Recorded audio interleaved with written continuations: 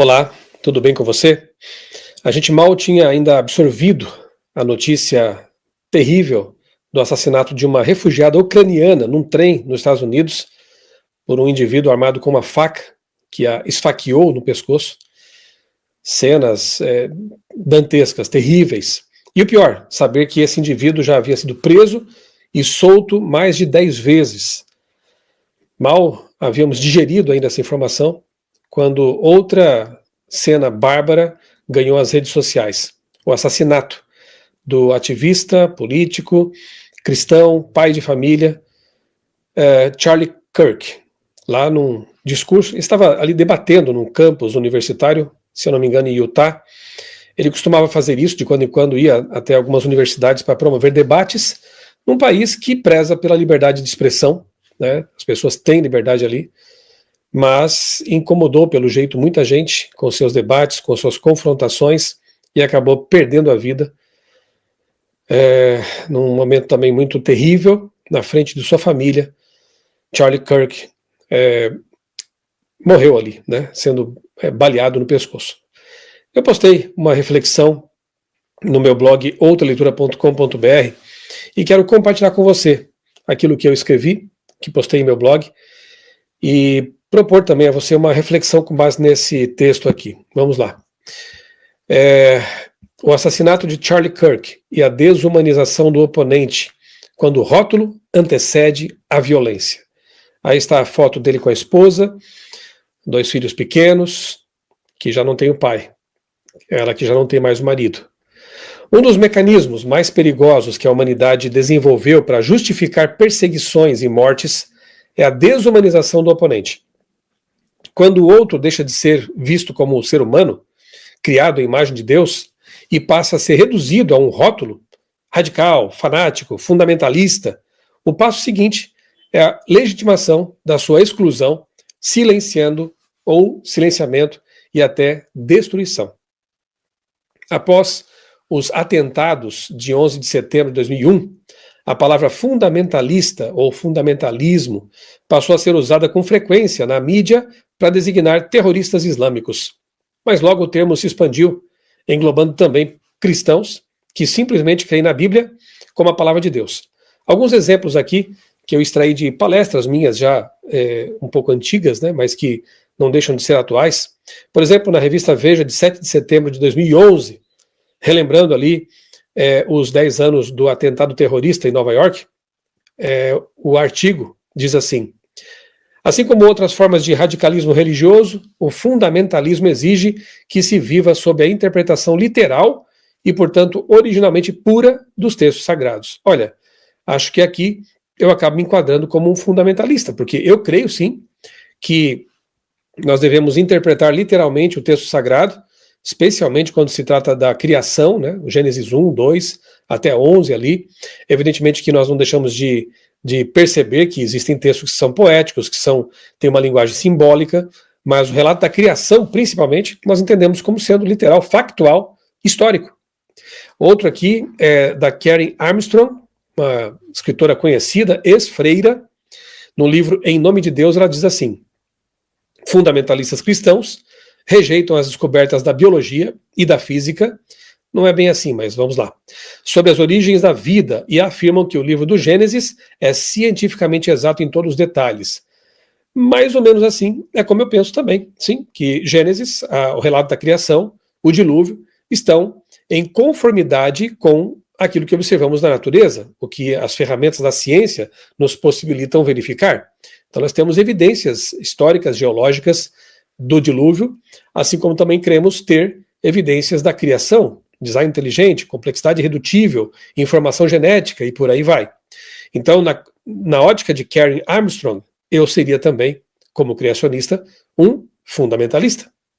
E o livro Teologia e Ciências Naturais, da editora Paulinas, católica, organizado por Eduardo Cruz, ele diz assim, esse capítulo pelo menos diz o seguinte: o criacionismo não consiste na sobrevivência de uma cosmovisão pré-científica. Ao contrário, trata-se de um fenômeno moderno, ligado primariamente aos adventistas e ao fundamentalismo cristão norte-americano. Então ele cola no criacionismo essa pecha de fundamentalismo. Veja só. Percebe-se assim que quem crê no relato da criação em Gênesis, de forma literal, histórica, quem defende o modelo bíblico de casamento, quem afirma que Deus ama todos, mas não aprova todas as práticas sexuais, passa a ser classificado como fundamentalista ou extremista. A lógica é simples: rotular, marginalizar e, finalmente, desumanizar. Vamos então ao caso do Charlie Kirk, infelizmente, brutalmente assassinado ali nos Estados Unidos. Inclusive, autor desse livro aí, vou comentar daqui a pouquinho com vocês. Nesse mesmo contexto, precisamos falar sobre a morte de Charlie Kirk. Ele era um ativista conservador norte-americano, fundador da organização Turning Point USA e recentemente eleito vereador em Utah. Defendia valores tradicionais, denunciava políticas progressistas da cultura woke e tinha uma base fiel entre jovens conservadores. Defendia também algumas ideias polêmicas em relação a vacinas e imigração e outros temas. Mas a liberdade em uma democracia permite o debate de ideias, pelo menos por enquanto. Charlie também defendia a guarda do sábado, do sétimo dia, e disse em uma entrevista que sequer atendia ao telefone nas horas sabáticas. Ele, inclusive, escreveu um livro sobre o assunto. Tá aí o livro, Stop in the Name of God. Ou seja, pare em nome de Deus. Né? Como que honrar o sábado pode transformar sua vida. Tanto quanto eu saiba, Charlie não era um adventista do sétimo dia. Mas veja que interessante. Ele defendia o sábado bíblico, inclusive tendo posturas que eu creio são até mais respeitosas em relação ao sábado do que muitos aí que dizem ser sabatistas praticam. Vou ler aqui abaixo para você a nota, a sinopse que eu encontrei na Amazon, quando procurei pelo livro do Charlie. Diz assim a sinopse do livro: pare em nome de Deus, porque honrar o sábado transformará a sua vida, ajudará você a descobrir como observar o sábado. Não é uma rejeição da vida moderna, mas uma rebelião contra a correria e um caminho para a conexão, uma conexão genuína, paz e presença. Por meio de Pare em Nome de Deus, o autor best-seller Charlie Kirk orienta você em como se desconectar, recarregar e se reconectar com Deus, com a família e consigo mesmo, de uma forma que nutre a alma. Em um mundo dominado por telas e pelo ruído constante, Pare em Nome de Deus apresenta o sábado como um ato radical de resistência, repleto de percepções práticas e sabedoria espiritual. Charlie Kirk mostra como honrar o sábado restaura o equilíbrio, reduz a ansiedade e alimenta a alma. Não é apenas um dia de descanso, é uma tábua de salvação para recuperar o que realmente importa. Bem, como eu disse, ele tem algumas posições, naturalmente das quais eu discordo, em alguns aspectos, mas tem outras bastante alinhadas com aquilo que nós, como cristãos, adventistas, pensamos, E aqui é uma delas, a questão da guarda do sábado.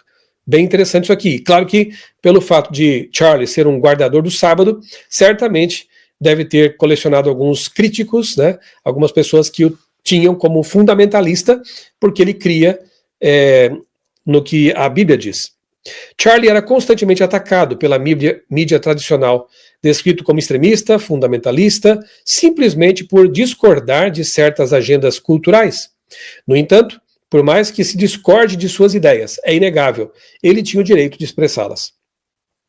Quando alguém é continuamente retratado como uma ameaça, como inimigo da sociedade, cria-se um ambiente para o ódio. Foi exatamente nesse clima de hostilidade que ele acabou assassinado.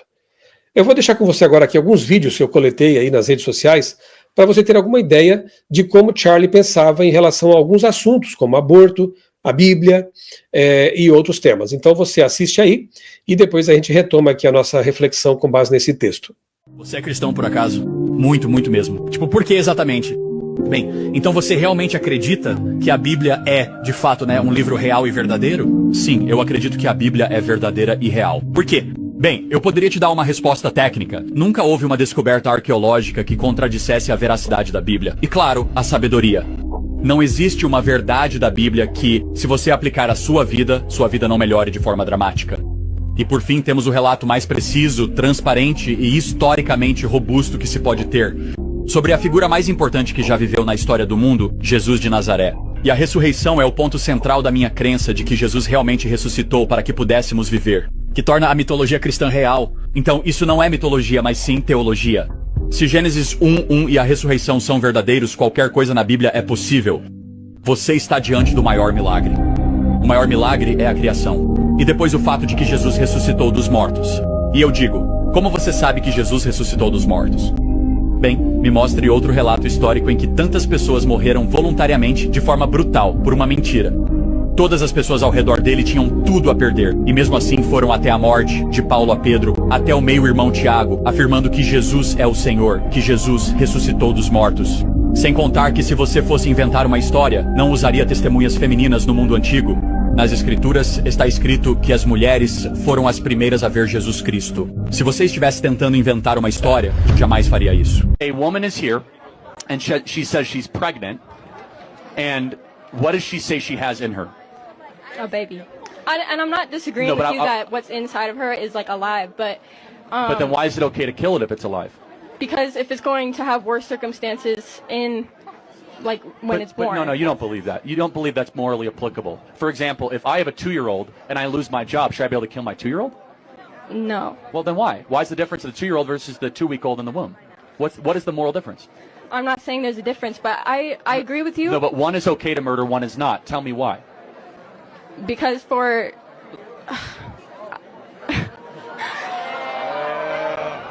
I'm not trying to pick on you. I'm just trying to say there is no defensible moral position of abortion.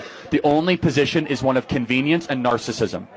Please explain to everyone out here what Jesus stood for, and especially the qualities of love, how to love your neighbor even if they don't agree with you. That's a beautiful question. So John 8, if I'm drawing from memory correctly, best embodies both Christ's mercy and love, but also his commitment to truth. And sometimes in the modern gospel, we overemphasize the grace and we underemphasize the truth. Yeah. And so we are far too willing to say, hey, Jesus loves everybody, but we don't get to the second part of the conversation that says Jesus doesn't want you to live in sin. So this is, in John 8, it's best embodied, right? Almost every Christian in this audience will be able to tell you the first part of this, which is a bunch of Sadducees and Pharisees who are standing around with rocks, and they're about to stone the prostitute woman. And Jesus comes up and says, let the first among you without sin cast the first stone. And everyone starts dropping the rocks. But what comes next shows that Christ is not just grace-focused, he's simultaneously truth-focused. He goes up to the woman who had a career in selling herself for sex and said, sin no more. Now, imagine today how much trouble you would get in if you would go up to somebody and say, stop sinning. Oh, you're being too judgmental. No, you're actually being Christ-like. So Jesus stood, he was 100% grace and truth. And that tension is very hard in a modern world because we want to overemphasize grace when in reality Christ loves us too much to have us continue to live in sin. He wants us to try to elevate our actions to glorify God in all that we do. É isso. Vamos prosseguir aqui então. Perigo da desumanização. A história nos mostra aonde esse caminho leva. Antes do Holocausto, os nazistas passaram anos retratando os judeus como parasitas, sub-humanos e inimigos do povo alemão. Essa desumanização tornou possível que milhões fossem perseguidos e mortos em campos de concentração. O mesmo processo, ainda que em escala diferente, repete-se hoje. Rótulos substituem pessoas e discursos inflamados abrem espaço para intolerância e violência. Inclusive, eu tenho aqui na minha biblioteca uma graphic novel, ou seja, uma história em quadrinhos, que foi premiada. Deixa eu até minimizar aqui a minha tela um pouquinho, para você ver a capa aqui, né? Uma história em quadrinhos que foi premiada com o Pulitzer. Se você não sabe, o Pulitzer é um dos mais cobiçados prêmios, né? Tá aqui até nesse balãozinho, ó, premiado, né? Vencedor do prêmio Pulitzer. É um dos mais cobiçados prêmios por jornalistas, escritores. E esta história de quadrinhos aqui, que retrata o Holocausto, né, em ilustrações, foi premiada com o Pulitzer. E aqui o autor Art Spiegelman, que é judeu, ele mostra os judeus como ratos e os nazistas como gatos, os perseguidores. De fato, ele mostra muito bem como é o processo de desumanização de um povo, de pessoas, enfim, está aqui, né? É uma história bem interessante. Mas vamos lá, continuando aqui com a nossa análise do texto. As últimas vítimas. Ellen White advertiu profeticamente que esse processo de desumanização, de execração de pessoas, atingirá de modo muito especial o povo de Deus nos últimos dias. Os que honram o sábado bíblico serão denunciados como inimigos da lei e da ordem, como que a derribar as restrições morais da sociedade, causando anarquia e corrupção, e atraindo o juízo de Deus sobre a terra. Declarar-se-á que seus conscienciosos escrúpulos são teimosia, obstinação e desdém à autoridade. Serão acusados de deslealdade para com o governo. Isso está no livro Grande Conflito, página 592. Se você não leu esse livro ainda, está perdendo muito tempo, viu? É um tremendo livro que fala da realidade atual. Ele foi distribuído aos milhões gratuitamente aqui em nosso país e em outros países também. Se você recebeu esse livro, ganhou de presente, eu recomendo que você leia. Ele é bem revelador. Outro texto aqui do Grande Conflito, página 615. Como o sábado se tornou um ponto especial de controvérsia por toda a cristandade e as autoridades religiosas e seculares se combinaram para impor a observância do domingo, a recusa persistente de uma pequena minoria em ceder à exigência popular fará com que essa minoria seja objeto de execração universal. Olha que interessante, né? É uma profecia que dá conta de que um povo que é tido como fundamentalista porque crê na Bíblia e a leva a sério, considera histórico o relato da criação, por exemplo, guarda o sábado, esse povo um dia será tido como realmente digno de execração universal. Por curiosidade, eu vou colocar aqui um vídeo agora, em que a esposa, agora viúva, e o próprio Charlie Kirk falam sobre o sábado. Está em inglês, mas basicamente o que ela vai dizer é que o sábado tem sido uma bênção para a família deles, que tem abençoado, ajudado, né, o Charlie também a ter momentos de descanso, de desestressamento, digamos assim, e ele fala também da importância do sétimo dia e de que ele, quando chega o sábado, sexta-feira, pôr do sol, ele simplesmente desliga o telefone, não atende a ligações de trabalho, porque ele dedica esse tempo para Deus e para a família. Veja, você pode discordar do Charlie, eu posso também discordar de algumas coisas que ele vinha dizendo, eu até não o conhecia, eu fui me inteirar mais sobre ele, sobre as coisas que ele falava, agora, porque soube da morte dele, eu não o conhecia. Mas, ainda que haja discordâncias com respeito a alguns tópicos e coisas que ele fala, uma coisa é certa, o que ele diz aqui no sábado é a pura verdade. Que bom que mais pessoas ouvissem, né, e entendessem o significado, o sentido desse mandamento para a nossa vida. E eu quero que você então assista aqui, se você conhece alguém que sabe bem inglês aí, quem sabe convide a pessoa para estar do seu lado aí, fazer uma tradução simultânea, eu não tive tempo de dublar nem legendar, mas basicamente o que eles vão dizer é isso que eu falei para você, a importância do sábado e a obediência séria desse mandamento, quanto isso abençoa as pessoas. Fique aí com o vídeo então. I would love to know your thoughts on Sabbath and how practically your family practices this and applies it.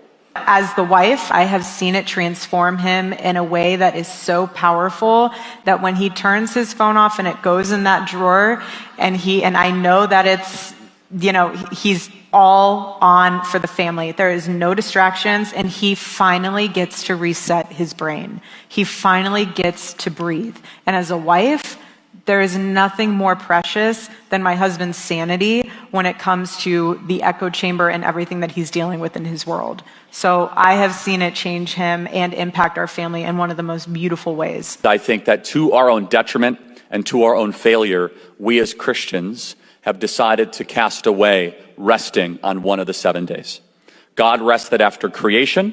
That comes before the Hebrews. It comes even before the creation of the modern world and civilization as we know it. And it says very, very clearly in the scriptures, for 6 days you shall work, and the 7th day you shall rest. If you are feeling overrun by society, you might be feeling depressed or anxious, here's just one way that you might be able to improve. Turn your phone off for 1 day. No contact. No social media, no work, your mental health will improve dramatically. That is a day to go be with God. That is a day to read your Bible and be out of the busyness and the hurriedness and the anger and the noise of this world. Go back to God's natural rhythm, and it's made our family much tighter knit. And I could be traveling for 5 or 6 days, but if I at least get one good Sabbath with my family, it charges all back up. Sem dúvida, um lindo testemunho. voltando aqui aos textos de Ellen White, em que ela diz que esse povo que vai ser fiel a Deus, aos mandamentos de Deus, será tido como personas não gratas e alvo de execração universal, vivemos já o prenúncio dessa realidade. E como é que eu posso concluir que isso seja um fato? Bom, é só você ver quanto a Igreja Adventista, os adventistas são criticados nas redes sociais, quanto a pessoas, quanto a pastores, por exemplo. Eu gravei um vídeo, eu recomendo a você se não assistiu ainda, Somos da Seita de Cristo, em que eu reajo a uma acusação, em minha concepção leviana, do pastor Valadão, em que ele fala, André Valadão, em que ele chamou nossa Igreja Adventista de seita. E tantos outros que fazem isso, né? Nesse vídeo aí, que eu vou deixar aqui na descrição para você, eu mostro que, na verdade, isso não corresponde à realidade, né? Nós somos uma igreja cristã protestante e praticamente seguimos todas as crenças básicas assim do protestantismo, sola escritura, solus Christus, sola gratia, e somos muitas vezes julgados pelo que fazemos a mais, digamos assim. Guardamos o sábado, nós cremos num juízo pré-advento e a volta de Jesus literal nas nuvens dos céus. Nós defendemos o estilo de vida saudável, que a gente chama de reforma pró-saúde, né? Reforma de saúde. Nós cremos que os seres humanos, quando morrem, permanecem no estado de inconsciência até a ressurreição por ocasião da volta de Jesus. E eu posso defender todos esses pontos de vista, que não são só pontos de vista, são doutrinas bíblicas, biblicamente, unicamente pela Bíblia. Então, nós percebemos já que eu acho que a nossa igreja adventista é uma das mais criticadas, mais perseguidas, mais ridicularizadas nas redes sociais. Eu posso estar equivocado, mas a minha percepção é essa. Como as pessoas nos criticam e muitas vezes sem levar em consideração, levar a sério aquilo que nós mesmos dizemos. Por exemplo, você adventistas creem que vão ser salvos por causa do sábado. Nunca. Nós não ensinamos isso, nossos livros oficiais não ensinam isso, nossas crenças não falam disso. Nós cremos na salvação pela fé, nos méritos de Cristo, na graça, e obedecemos por amor como salvos, não para ser salvos, mas porque já estamos salvos. A gente fala isso insistentemente, mas sempre vem um e diz, não, mas vocês creem nisso que eu estou falando agora. Fazer o quê, né? A gente está dizendo que não crê, a pessoa que nem é adventista está dizendo que a gente crê. Então, o que mais se pode fazer? Então, com base em espantalhos, criam-se espantalhos e batem neles como se fosse a realidade, muitos têm nos execrado já nas redes sociais, só que, como vimos, isso vai piorar bastante. Então, a desumanização, vivemos já o prenúncio dessa realidade, a desumanização dos que creem na Bíblia já está em curso, seja por rótulo de fundamentalistas, seja pelo ódio inflamado nas redes sociais e nos jornais, na mídia. Mas a promessa permanece, Deus sustentará o seu povo, mesmo em meio à execração universal. Cremos nisso e por isso prosseguimos. A desumanização sempre prepara o terreno para perseguição. Precisamos estar atentos, firmes na palavra, lembrando que cada ser humano, inclusive nossos opositores, nossos críticos, carrega a imagem de Deus. E que no fim dos tempos, ainda que sejamos ridicularizados e perseguidos, a vitória pertence àquele que é o verdadeiro juiz. Amém. E eu quero pedir que você, juntamente comigo, nos solidarizemos e oremos, pelo menos façamos isso, né? Oremos pela família de Charlie, pela esposa, pelas crianças, que agora, infelizmente, por causa de um assassino, já não tem o pai, já não tem o esposo. Vamos orar por essas pessoas, vamos clamar pela volta de Jesus e fazer o nosso melhor para pregar o evangelho, para que Jesus volte logo e essa miséria de mundo de pecado tenha fim e nunca mais haja sofrimento, separações, mortes, assassinatos, injustiças. Logo Jesus virá. E aí, a vida verdadeira terá início, a eternidade, num mundo de paz, justiça, bondade e não mais morte. Nossas lágrimas serão enxutas pelo próprio Cristo. Essa é a nossa grande esperança. Um abraço, Deus abençoe grandemente a sua vida e também a sua família.